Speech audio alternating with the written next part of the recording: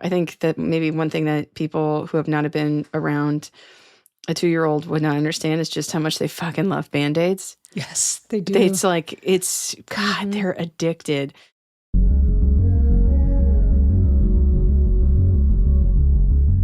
Hello, and welcome to Optimist Economy. I'm Kathryn. Hi, I'm Robin. On this show, we believe the U.S. economy can be better, and we talk about how to get there one problem and solution at a time.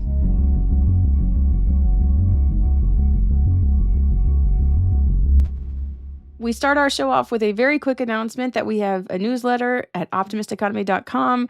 You can give us money through Buy Me a Coffee. We love your letters. We love your support. We love your money. And we'd love for you to become part of the Optimist community. And of course, you can always email optimist.economy@gmail.com.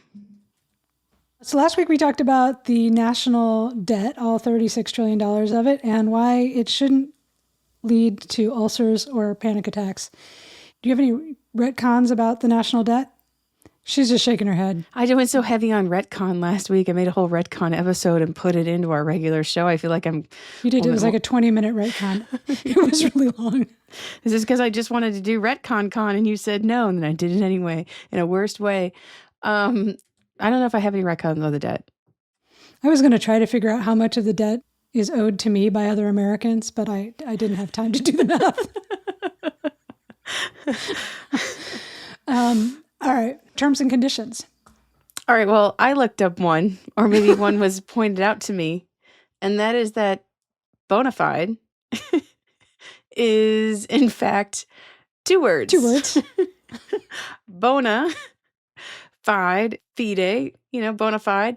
And it's not, in fact, one word that looks like bona fide. Bona fide. Bonified. It's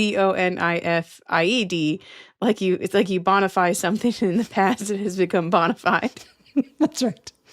And I don't want to bring up who pointed that out and how. I don't feel like I need to name names. I'm just, if you can see me, I'm pointing. Into space. She's pointing into space. I'm just pointing into empty space and not at a particular person or co-host, in that they didn't do it while laughing in all caps just to make sure they thought it was funny. And I feel like now my term and condition is just piling on. Really? Because I was listening to our letters episode. You were talking about Jeff Bezos, and you said that guy had a lot of upper hands or something to that effect. Oh, I'm sure that's like, that doesn't sound right. I was like, I think she's just mixing a metaphor, like either he was dealt a lot of good hands or he was given some hands up. But it did make me look up upper hand, actually, and where that comes from. Surely not left-handed people, as we all know they're backwards and evil. Right, or backhanded, right. Exactly. I was like, this is a continuation of our handed terms. But first of all, much older than I thought. Like, goes back, again, to our friends at the OED. 1481 is the first known use of this. And it sort of means what you think it means. It means an advantage, a mastery, or control. But it also was even at that time used also synonymously with overhand, which sometimes was related to like the whip hand. So like the kind of controlling hand. But we also think of it related to the game or the thing they do in like Little League, where you put your hands up a bat. Okay. And whoever gets to be at the top has the home field advantage. Okay. So that's like kind of a sort of a roll of the dice over upper hand, grabbing that advantage. It's and nice that to also get was like, apparently pretty like long time thing that was done with sticks long before we had Little League bats. Okay, well, I'm glad there's at least one definition that wasn't related to something like horrific or violent, like every other phrase that we've used from the Middle Ages. It's just this like, B plot of our. Is a little violent, but yeah. It's just the B plot of our like Optimist future show is like, and remember the past was pretty messed up. That's right. But apparently you can only have one upper hand at a time, I think. Okay. It's like in a situation, somebody has the upper hand, you gain the upper hand. You don't have a lot of upper hands. You don't have. You only have what, like, you can't max see me gesturing, hands? but I'm gesturing multiple hands. Humbling as that is. The whole thing about bona fide is I was trying to say that like I'm a legitimate expert in economics where I have a PhD, and there's lots of people in this space, influencer space, and the podcasting space that they will call themselves economist, and They don't have a PhD, and I'm I don't want to be a jerk, and I'm not like it's not like this is like Optimist Economy with like Dr. Kathryn and Robin, and I make sure I get the letters in there. That's just weird. But there is like this like on the other side, it does I don't know knife in the side a little bit that like I worked so hard on a credential and like have this like body of knowledge, and there's going to be an influencer who has so many more followers and has like sponsored content, and he's like, and I'm like the youngest economist on TikTok, and I'm like, yes, because you're 20 and you don't have a degree in anything. I was trying to like say that like in a way that was more humble, that it's not like flashing around the PhD to say that no, I'm an actual economist. But of course I did that in a way that revealed that I'm like actually bad at grammar. Trying to be like, well, but I'm a real economist. Bona fide in some ways and not others. Let's talk. This is going to be this is a good preface though, because some actual classic econ theory might come up in our centerpiece discussion, which is on work requirements. Work requirements. Work requirements. Sounds like a good idea. It's a terrible idea. It's a terrible idea. Work requirements, I mean, obviously about to be in the news again because they're a key part of the plan to reduce the budget, specifically related to Medicaid. Yes. But they have a long history, right? They do. So the idea of a work requirement has a very specific function in classic economic theory as we think about program benefits. That's one thing to talk about. Okay. The second thing is that what's funny about work requirements in this context of how they're being discussed in Medicaid is that work requirements were the mechanism for ending welfare. When we say we ended welfare in 1996, what we mean is that we put on such stringent work requirements, we basically zeroed the program out of existence in a lot of ways. The third part about work requirements is that we only apply them to people who, for the most part, are in the low-wage labor market. They have to be. If they were a high-wage worker, they wouldn't be eligible for public benefits. So they have to be working and earning little enough money, and the labor market basically eats the work requirement and the whole notion of this classical economic theory. So there's the policy history of like, we love telling people they have to go to work for public programs, but then there's the kind of like econ theory side, which is that these are just a very well-constructed notion from classic econ theory that our large, low-wage labor market just like eats alive. Okay. Theory versus history. Theory versus history. So in theory, what is a work requirement? Why should it work? And why would we want them? Let's start there.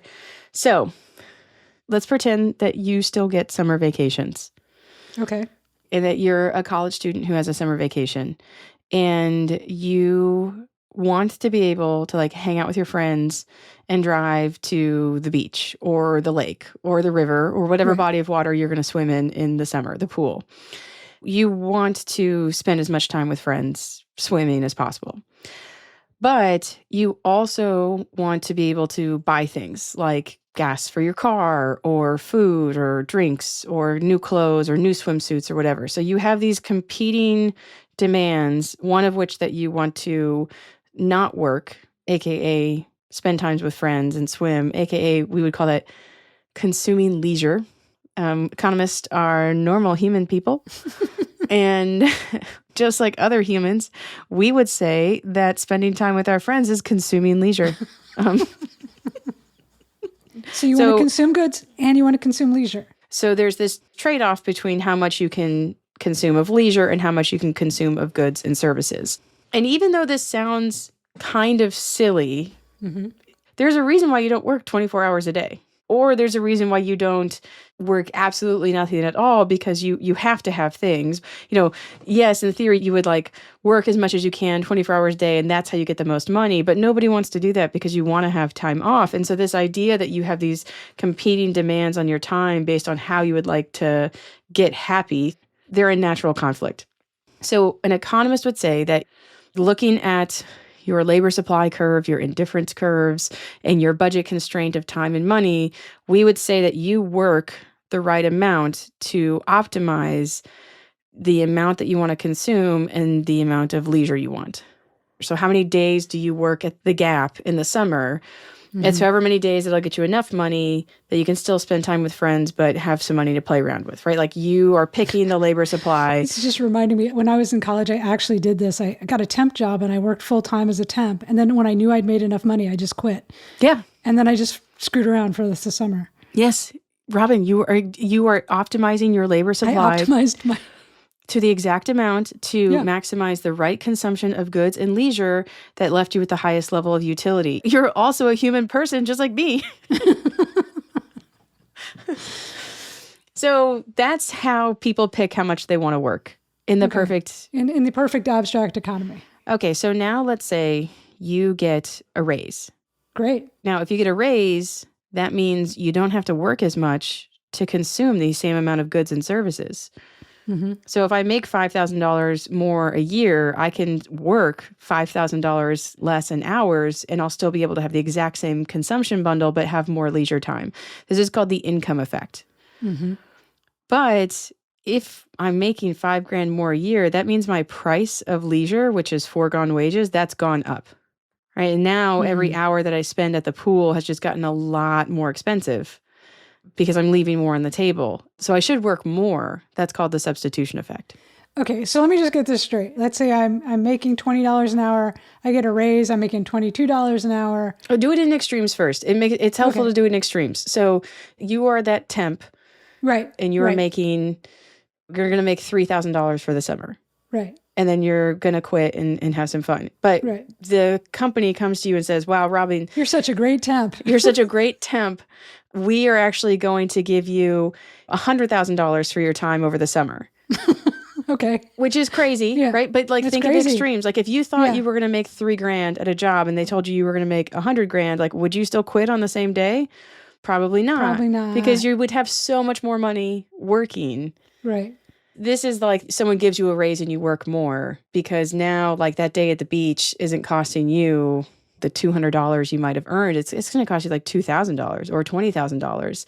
And then it's like, beach has got to be real worth it for me to walk away from $20,000 and everything that'll buy me. So basically leisure has a price tag. Leisure has a price tag, and that's the wages you don't earn. So when you get a higher wage, you would either work less so that you could consume more leisure because you can still afford the same life, or you would work more because leisure has become more expensive and you can get more goods. And your decision to work more or work less, which effect dominates, the income effect or the substitution effect, would depend basically on your preferences. Or I could work the same amount, play the same amount, and save a little more. Okay. Well, sorry, we don't save in two-dimensional classic econ theory. So I need you to, we would just say like, nope, that's future consumption or future leisure. Gotta pick, Robin. Remember, you're a human person right now. Okay. So this idea, if you get a little bit more money, would you work more or less, is at the heart of like every public policy debate when it comes to whether or not we help people in need. What happens with the public benefit is it's the same question of, do you work more or do you work less when you get more money? So in this case, instead of getting a wage increase, you would get a benefit. So I make $20,000 a year and now I get $5,000 in public benefits. I mean, the short version is, if someone gives you free money, you will work less. But there's two ways that we think this happens, the income effect and the substitution effect. So the income effect, really obvious. I can work $5,000 less and consume the same amount of goods because I'm getting $5,000 from the government. So I can have same goods, more leisure. This is a slam dunk. Free money equals less work. Income effect says, if you give someone public benefits, they will work less. The substitution effect is a little bit more nuanced, because when you think about a wage increase, you have to substitute between work and leisure. With a public benefit, it's not about substituting between work and leisure. It's actually about substituting between work and benefits. The price of leisure hasn't changed. Instead, the price of work has changed because now it has foregone benefits. If I work too much, I lose benefits or I get less in benefits. So I've added a cost to working, which is the price of foregone benefits.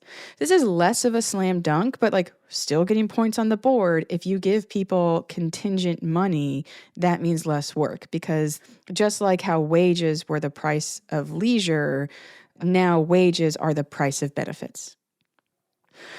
And to be fair, we definitely think this happens. Like if you look at people who become eligible for Social Security, an inflation-adjusted cash benefit that they'll get for the rest of their life, like even if they work longer than their full retirement age, by the time they get their Social Security benefit, the incentive to work, I mean, it falls off the cliff because you can have the same life in more leisure.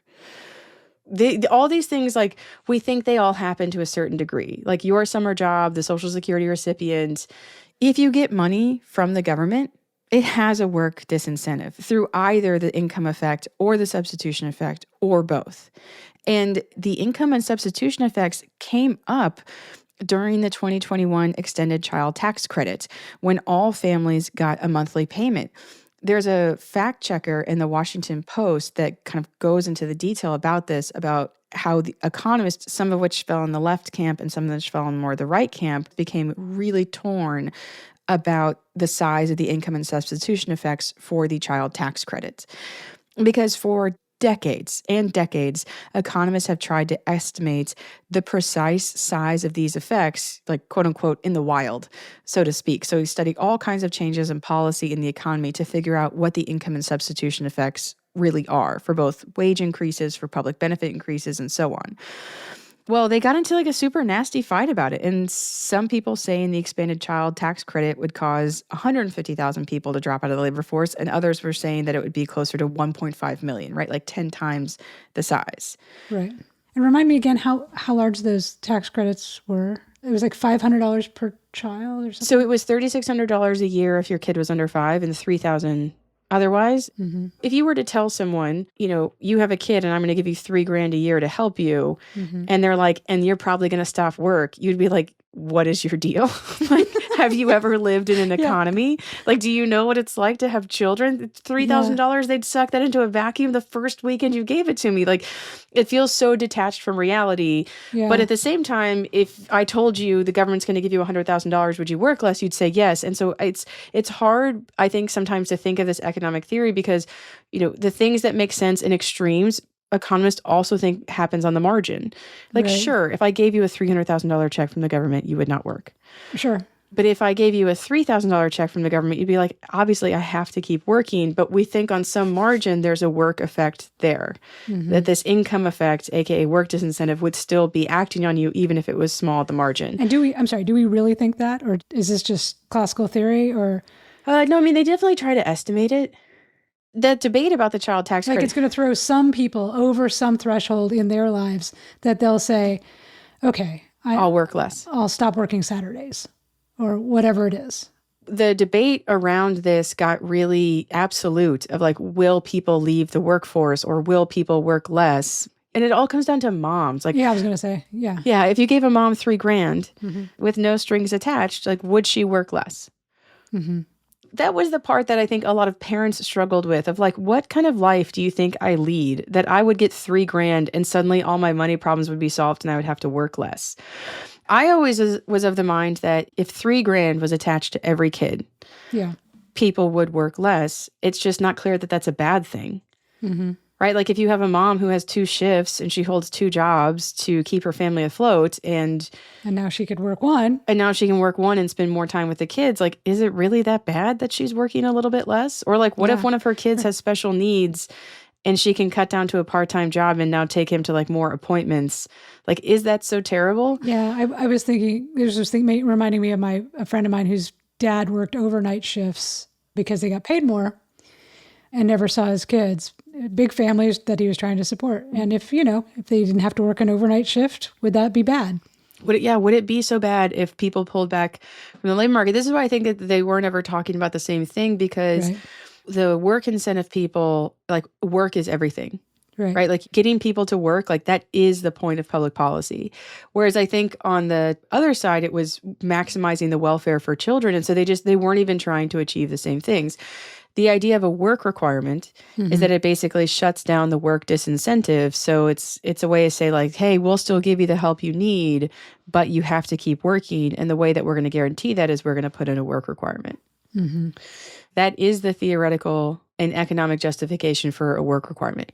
Right. To shut down the income effect that comes from the boost in consumption that you can get when you get a public benefit, whether it's a cash benefit or an in-kind benefit like Medicaid or food stamps.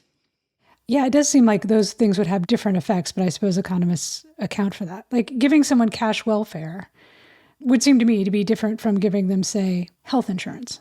Yes, but it does free up money in the budget for other things. Or we could believe that they just wouldn't have health insurance, which is what had happened. Yeah. Well, that's just your opinion, man. Okay. But even if they didn't have health insurance, they might still consume health care of like going to an urgent care. Right. Or going to an ER or having to pay for some kind of like clinic or something like that, that they would still consume some type of health care that they spend money on, and that giving them Medicaid is giving them a boost.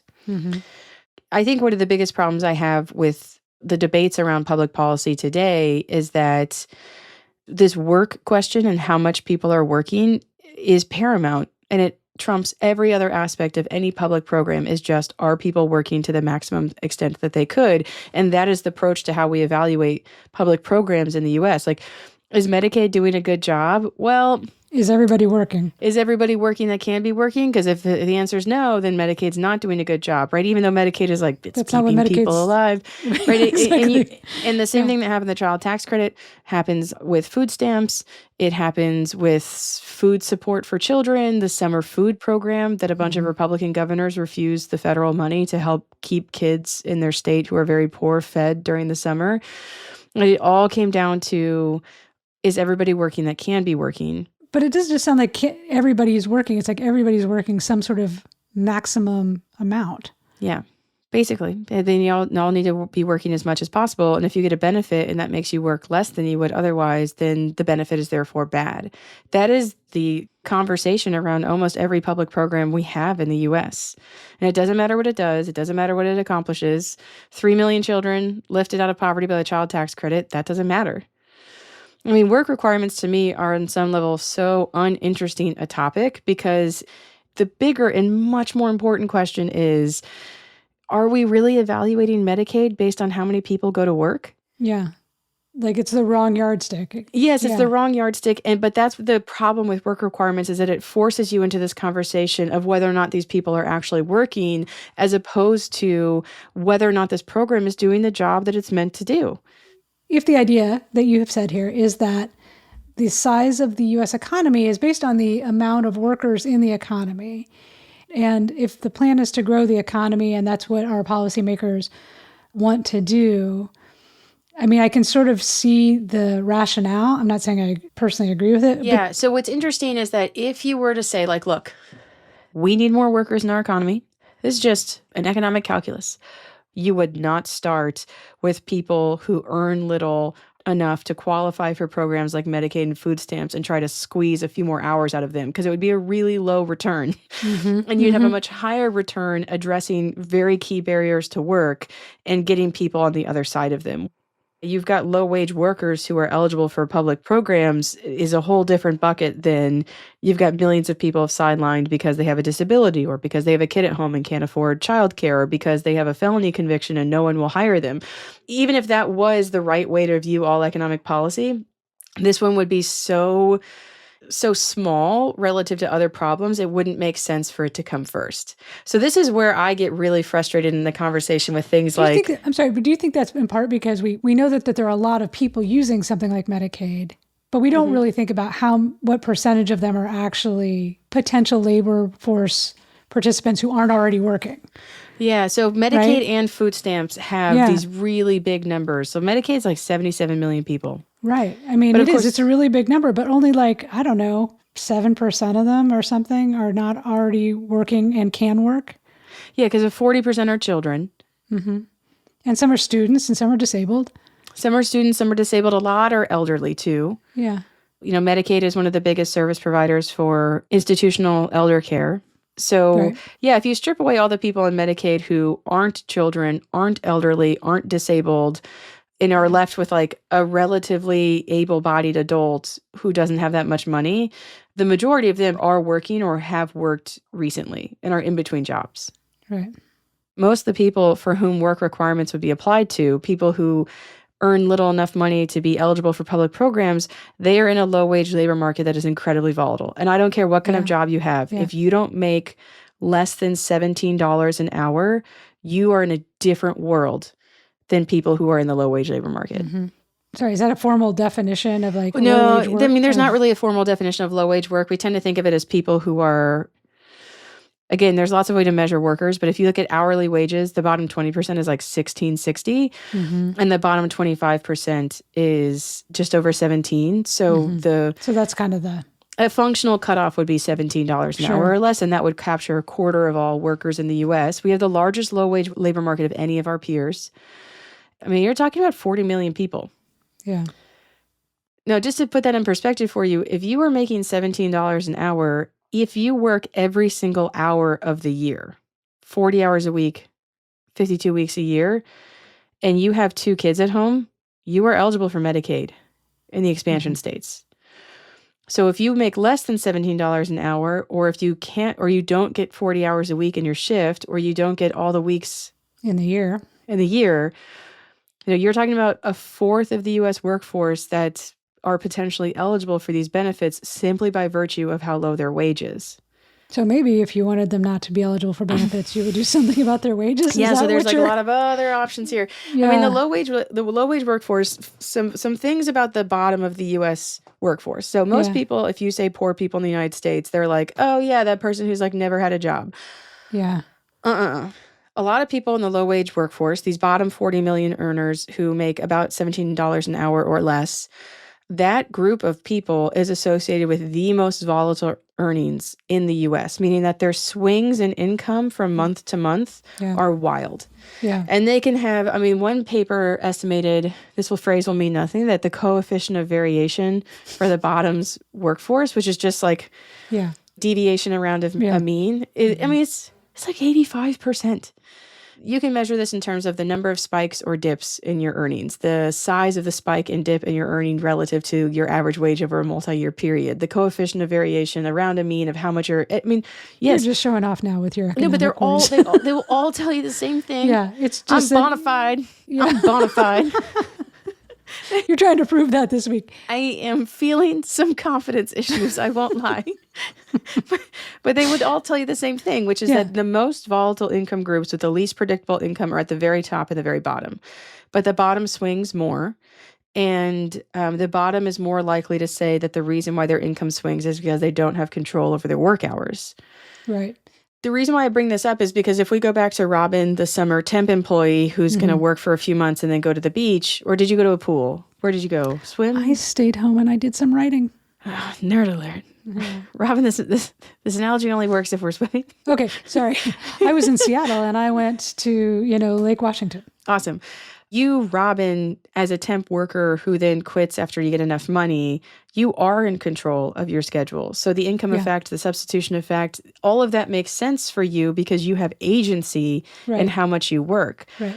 The reason why work requirements fall apart for the people for whom we actually deploy them is because most of them don't have any agency over their work to begin with. Right. So the idea that Medicaid would have this huge income effect is very much eaten by the realities of the low-wage labor market, where it's not like they could just like casually pull back with a lot of control over when they work. Problem one. And then problem two, even with Medicaid, they don't have enough money to live. So they would still need to work in order to have rent and food and things like that. So the economic theory just essentially dissolves in the face of reality here. I mean, there could be a huge work and disincentive from Medicaid that every one of us feels, but very few of them actually have the ability to act on.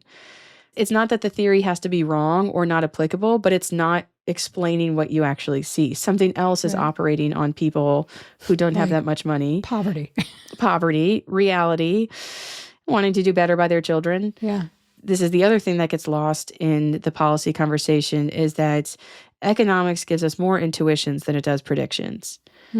Economics can tell you like, hey man, you give people money that they don't have to work for, probably going to work less. But that doesn't mean that it's a rule. It just means that it's there and you can design programs to minimize it, but it doesn't become a rule. There's a gap between the intuition behind our economic decisions and their manifestation. Can we talk a little bit about how work requirements, the role that they played in the welfare reform of whatever that was, 1996. PERWA, the Personal Responsibility and Work Opportunity Reconciliation Act. What's interesting about welfare is welfare was a monthly benefit that you got based on the number of people in your household, typically the mom and her kids. And it had two terrible design flaws. The first one was, and the most obvious one, was that if you worked any amount, you got a dollar for dollar reduction in your welfare benefit. So if I got $200 a month from welfare and then I picked up a job that paid me $50 a month, they would reduce my welfare benefit by $50, so I would stay at exactly $200. So I can see, based on the theory that we were discussing earlier, this is a massive work disincentive. Like, this was designed to prove the income effect exists. I'm like, part of me is like, did some like kind of bastard economist design the program like this just to prove that he thought the income effect was real and he wanted to show it in a large population? Because like, man, was it really looked like it was designed to do that? Yeah, I mean, it was a horrible work disincentive. And so you had a lot of women who, often worked under the table or had some other way of getting earnings that they didn't report. And non-formal work is never going to have the same type of trajectory as formal work. So the debate around welfare really became around these women should get back to work. Not fair, because welfare always trended with the unemployment rate. And the majority of women on welfare weren't on welfare for that long. Like, they had a hardship, something happened, they were on welfare for a bit, and then they got off again. But the myth of this like permanent welfare queen who had kids for more money, she'd rather have a kid than get a job. That dogged the program for decades. What's interesting about welfare is that it existed from 1935 to 1996, but it really had two eras. The first era was in the 30s, 40s, and 50s, where it was gate kept by local administrators. It wasn't really considered an entitlement, and the majority of women who could apply for it didn't do it. It was really cruelly given too in a lot of ways. Like, there's evidence of, I think it was in Florida, where like they kicked all women off of welfare during the orange picking season to make sure they had people to work in the field. Like, it's never been like a shining light. But in the 60s, there were lots of civil rights cases related to how women on welfare were treated that made the entitlement aspect of it something that women took advantage of. So it went from like 40% of women who could get welfare apply to like 95%. And the big increase was amongst Black women. I'm sorry. Of the women who were eligible for welfare, 40% had applied, and now 95%. And then it went up to like around 90%. Right. And when legal rights and civil rights and mothers' rights groups rallied around the program, it became like, you need to go out and claim this money. And a lot of women went on it. And I mean, as soon as the numbers of people on welfare went up, the hatred of women on welfare went up. And it became absolutely associated with Black women and the welfare queen. So that was the second era of the program, was lots of women getting it who were eligible. And I think what the U.S. was never comfortable with was the number of women who were eligible for the population. The idea that we had so many single moms. The second problem with welfare is that it did have a huge marriage penalty. Right. And if you got married, you almost always lost your benefit. Yeah. So public policy learned a lot from how poorly designed welfare was. We now think of things like work disincentives, phase out of benefits, work bonuses, partner versus marriage, thinking of marriage penalties and marriage bonuses. Like, all of that is stuff that we take into account because we didn't with welfare. But rather than fix welfare, in 1996, was basically the conservative argument won that these women just needed to go out and get a job. And so they changed the program from aid to family with dependent children to temporary assistance to needy families. And they put incredible work requirements on the program. I mean, the most stringent that you can imagine. And then they put a 3-year cap on how long you could receive it over your lifetime. But most women left the program because of the work requirements. And even now they still have work requirements. There's an amazing season of The Uncertain Hour by Marketplace where they talk about how work requirements act on women on welfare today. And it basically shuttles them into temp work. And the people who place them with temp agencies get more from welfare than the women do. Not surprising. The work placement agencies are making tons of money because they get a bonus for every woman they place in a job. Okay, can we just talk a little bit about what work requirements, what they actually look like in practice? So the welfare work requirements are different. I mean, they're the most draconian by far. And that was, I mean, it helps to think of like the first federal work requirement we really had was intended to end a program. We have work requirements for food stamps, and basically they are very hard to figure out, but they should entail something like you have to either submit a pay stub or submit proof that you applied for jobs in order to keep your benefit, and there's this reporting requirement. Now, there's a lot that's cruelly ironic there. Employers are not required in the United States to provide a pay stub. They have no legal need to. Most of them do, but they're not required to. Another thing that's messed up about it is that sometimes these work requirements, like if you, like, what does it mean to apply for a job? Right. If I apply to a job on Indeed, does Have the you state really of applied for a job? yeah, does the state of Wisconsin know? And so in some places you have a state job board, and you basically have to log in and fill out a job application on a state job board.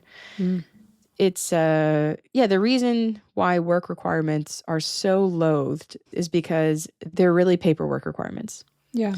You will not find a study of work requirements that show that after you put them in place, it increased work to any significant degree. And punishes them if they don't. It doesn't necessarily punish them if they're looking for a job, the right job, a better job. I mean, brace for impact here, people. The federal government might just not be that great at knowing you're applying for a job or working. Well, and these things get tracked often by the state too, right? Yeah, and like it's different from state to state. And now, unemployment insurance has a work search requirement, but which also varies across every state. But most states' work search requirement is like a report that you bring them. You aren't like limited to the state job board. It's more of like a voluntary reporting to keep your unemployment benefit in most places, whereas on food stamps and possibly Medicaid in the future, it's a little bit more stringent. And it's also designed in unemployment to be a temporary requirement of something you need to do while you don't otherwise have a job. Right. As opposed to something you need to do in an ongoing way while you're also trying to hold down your job and what other responsibilities you might have. Right. I find the evidence around work requirements around Medicaid and food stamps to be on a lot of levels just like not that interesting. Because they all just show they all kind of show the same thing of like new work requirement paper, and I'm like, oh, I wonder what that's gonna say. Oh, look, it didn't increase work. A lot of people lost food. Great. Like it's not. They're not gonna take my breath away. I did watch a presentation of a paper where they try to meet the work requirements in a state. And what they find is that like the actual application of work requirements for food stamps truly depends on the caseworker assigned to you. And some of them are like, these rules don't make any sense. And so you just ended up with a caseworker who was like, yeah, you're probably working, good job. Or you ended up with a caseworker that was like, you didn't fill out this X form and I don't know how to help you, so you lose your benefit. Like it came down a lot more to caseworker discretion, which is kind of a sad full circle moment, because that was how welfare was distributed in the 30s and 40s. We're back to panels of men deciding what women are deserving of widows and orphans benefits. I do think there's a lot of awareness that work requirements are a lot of bullshit. I will say, yeah, definitely this tax bill is the most I've heard people kind of step into the knowledge that the government does weird administrative draconian things to kick people off of benefits. And people who have worked in the space for a long time are like, yes, they designed whole legislation around this. Yeah. I've been surprised at how much, and inspired by how much like the kind of common understanding is, oh yeah, they just do this to kick people off of benefits. You know, it's one thing to target very poor single moms in the 90s. Which was the original like work requirement recipient. Right. It is quite another to take a program that provides health insurance to 77 million people and say, you need to prove you're working. And I think and do it in the context that they're doing it in, which is that they want to cut a bunch out of the budget. Like the Congress people passing these laws have made it transparent that they need to cut the budget. And then this is what they've done. Well, they're not doing something that will elevate people's income to take them off these programs. Right. They're doing something that instead we'll just make sure it's really, really hard for them to be on these programs. Yes, make the program harder to get. And what will happen? Will those people stop getting sick? No. Actually, I do have some like really depressing evidence around that. This is suffice it to say, if you don't have health insurance, it's a lot easier to die. There's very clear mortality studies around Medicaid that I think the scary part for a lot of people, it's not about elderly mortality. I mean, this is about like 20 and 30-year-old mortality of people who aren't on Medicaid, or you put people on Medicaid in their 20s and 30s and you lower their mortality rate. which is... Well, and it also pays for addiction treatment. It pays for... Oh, God. Yeah. The number of people, the number of people who are on Medicaid who are just using it for addiction therapy, in some ways, I've been inspired by the backlash. It's not like it's passing because it has like groundswell support or that people are like demanding it. I'm not optimistic about the bill in the sense that I think it'll do good, but I am optimistic in the sense that like, I don't think this bill is popular. And I think it is proof positive once again of how poorly managed our economy is. And that's the room to go forward. That's the one level of optimism for me is, yes, the public awareness campaign that they're inadvertently starting of how terrible this policy is. Yeah. 10 million people were projected by the CBO to lose Medicaid under this bill. 10 million people. That's a lot of people. Mm-hmm. That's 1 in 7 people on Medicaid will lose their health insurance because they cannot meet a paperwork requirement. Now, hang on a second. This is the part that really should blow your mind on these numbers. Texas hasn't expanded Medicaid yet. 10 states haven't. They're targeting the Medicaid expansion population. Like, you're not kicking people in Texas off the program because they already aren't on it. You're kicking off the people from the 40 expansion states, which is like, how are you kicking off 1 in 7 people and you don't even have like Texas in there? It's a big state. So I take a lot of optimism from their accidental public awareness campaign and from the fact that this bill does not have a ton of support. And from the fact that in many of those states, and including conservative-leaning states, they voted to expand Medicaid in those states. And not long ago. Like you're kicking people off that we voted to have back on. We voted to have in, yeah. Like it's a tax bill, but the debate has really been about the work requirements. That everyone's like, this is a... Well, it's a lot of things, Bill. I mean, it's an everything burger bill. It's an everything burger bill, but I think what has gotten most attention is that it adds to the debt and it kicks 10 million people off of Medicaid. I take that to be like a very positive development in our economic discourse, that people are upset about those things and that this is becoming like, we've got some like public standards that you're not meeting anymore and you can't get away with terrible policy much longer. So I take some optimism in that. And then the optimism on the work requirements part, like the work requirements themselves, I think, they're bad policy, top to bottom. And even if you want more people to work and you're of the mind, like everyone who can work should work, they're not going to do it. And it's biting to have such a failed policy have so much prominence, but it's not solving the problem of the number of people who can't get to work but want to. Mm-hmm. I always take optimism in knowing that the solution is still in front of us. Yeah. I think it would be harder for me to be optimistic if we passed some like massive labor law reform and like nobody worked.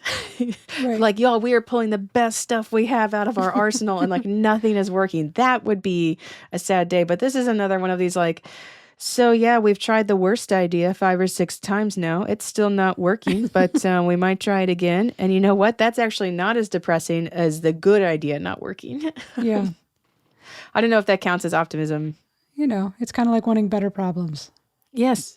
Yeah. Better problems. Yeah.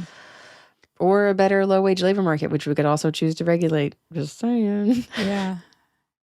Do you feel like you got both the theory and the... I did. I actually went back to my notes that I took at the beginning and inspired by your sort of high school debate champ practices. So does that mean I can keep going with news topics or should we just stop here? Okay, it's time for a few upbeat things here at the end of hopefully upbeat things here at the end of the episode. First up is executive orders. Kathryn, what is your executive order this week? So this is a very special episode of Optimist Economy because this is the last one I will record from our nation's capital, my home for the last 9 years. And I am relocating and moving back to Houston, and this is the end of my tenure here. This is my second tenure in D.C. I was here also before grad school for a few years. So that has, only one major implication for our listeners. And I want to be upfront about it, and I want to be honest about it, but like my accent is coming back. And I don't want y'all to be like, she's faking it. She just tries to pretend like she has an accent. But if you listen to the first episode, she didn't. Like, I'm telling you right now, I'm going to go back home and it is going to come back stronger. Like, I'm going to talk to like a cousin or one of my aunts, and then I'll sit down for the show and be like, y'all, the economy, like, give me better. Come on, y'all. Like, it's going to come back. I have a pretty low key accent right now, but I'm going to have some kind of interaction, and then I'm going to come back and be like, all right, so Social Security. I am probably going to wear a cowboy hat the first episode I record in Houston, just to make sure that y'all, particular Robin, knows where we're at.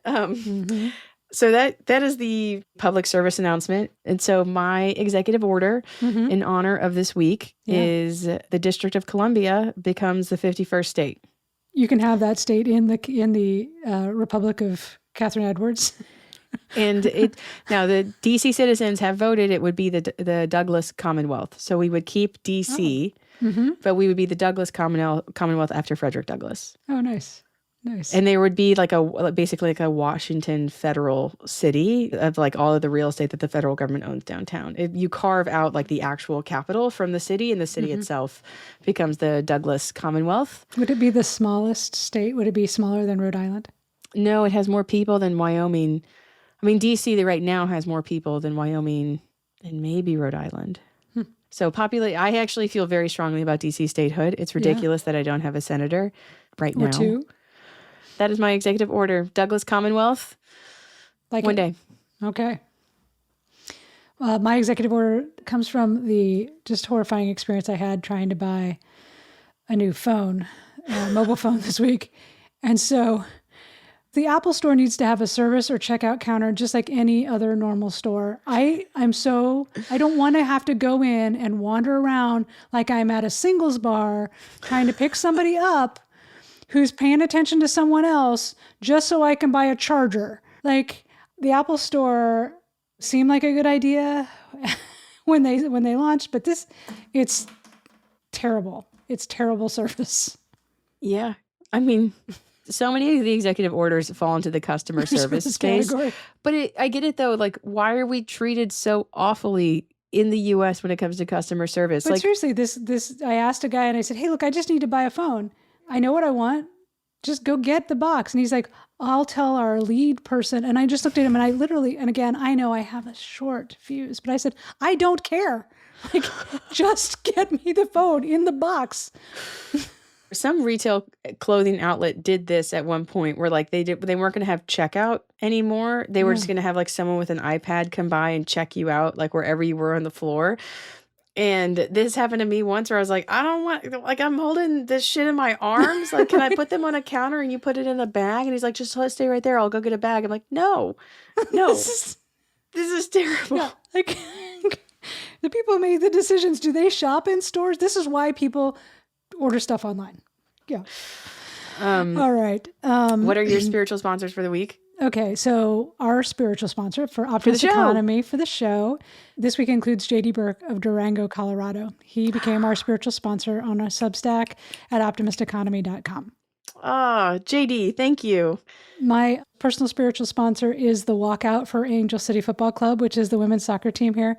I'm apparently not allowed to play this music because getting a license for music is, I think, second only to work requirements in terms of the paperwork required.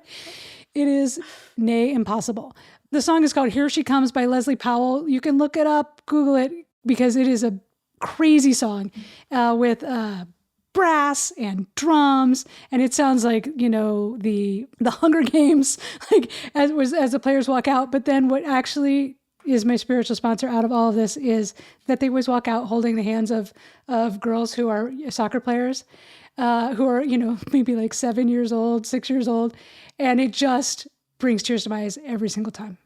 So I just want to say personally, I wouldn't mind holding someone's hand and walking them out onto the field. Like, I don't know why it has to be just little kids. Like, I want to walk a soccer player out to the field. I'll wear my old uniform if that's what's required. But like, I would love to do that. I'm just going to say right now, I do think the kids are very heartwarming and I love to see it. And they're always really nervous looking. And that's great. But I would walk out with confidence. Jealous. but you know what? Screw those little kids. Let me hold someone's hand. I guess I could see it being weird if it was it was just like a lot of little kids and then me. You'd have to do like a full adult one, or else it would just be weird. But yeah, I mean, yeah, Some of them walked out with good their daughters on Mother's Day. What? Jesus, I'm they sorry. played that It was their kids, because some of them were boys. Okay, well, That was fine. also sweet. Yeah, it sounds really sweet. I'm just gonna lodge my complaint that like I could do as good of a job, and like the kids are cute, but like, I'm just saying I wouldn't mind doing it. But also doubling down on so Angel City, so as they didn't have to license music, they actually had their own song written, their own walkout song written, and Smart. It's really great. Like if you need a pump up song, after you watch the World Cup header a couple of times, you could also do it to this. Yeah. Well, I mean, as Robin knows, I'm kind of switching allegiances. That my hometown team has been the Washington Spirit, and now I am going to be and have become a loyal Houston Dash supporter. I always rooted for the Dash, but had season tickets to the Spirit, and now it's Dash all the way. It's Dash all the way. All right. Your spiritual sponsor. My spiritual sponsor for the week, related to my executive order, is the DC Metro. Oh. Which, if you have been to our nation's capital, is the pretty awesome brutalist metro system. I think it's my spiritual sponsor mainly for all the transportation geeks out there who also love the DC Metro so much. It has broken my heart on a number of occasions. It does not always work that well, but it is a fantastic transit system. And if there is one part of the city that I will really miss, we live not that far from a metro stop. And so just like walking to the station and like finding yourself anywhere in the city is truly lovely. Yeah. I also love the DC Metro. I went to DC for the first time when I was maybe 14. And I think it was really one of my first big city trips with my family. And the DC Metro defined sort of what a big city was to me. They had this whole method for clearing everyone out of the stations during one of DC's like most brutal snowstorms. So they held all the trains at the very last stop, counted how many people were on every platform, and then just like slowly sent the trains across the city to pick everyone up and take them home. So I remember I was switching from the blue-orange to the green-yellow, and when they opened the doors at the station, there was a guy there, and he's like, "Are you the girl going north?" And I was like, "Yeah." And he's like, "Get there." And the train was being held for me because like there was the last green yellow line train going north was coming through, and they're like, "You need to hurry." And I like ran through a completely deserted metro station, and they had one door open on the train, and I got in and the door shut, and then it took me back home. And I was like, this is like my personal taxi, like rich people who had their own trains in the Gilded Age. Like, this is my Gilded Age taxi, is the DC Metro during a snowstorm. Are you the girl going north? And I was like, yes. You know me, I'm famous here. That was such a banner DC Metro moment, as opposed to the number of times I looked at the minutes to train and I was like, son of a fucking bitch. Be better, Metro. I mean, like, yeah, I've also cursed it. So DC Metro, I will miss you. I only hope you continue to get better and recover. And thank you for the thousands of miles you've carried me across my hometown. Oh my God, I'm going to hold on. Thank you for the thousands of miles you've carried me. I'm going to cry. This is why I made you go first, because I knew I was going to cry. I know, moving sucks. We stopped recording, right? So anyway, we like to end the show by crying. And also thank Sophie and Andy, who will make this sound like not a disaster and look like not a disaster. And we're going to snap them out. Yeah, you bet. All right. Thank you for listening. And talk to you in Houston. I'll see y'all on the other side.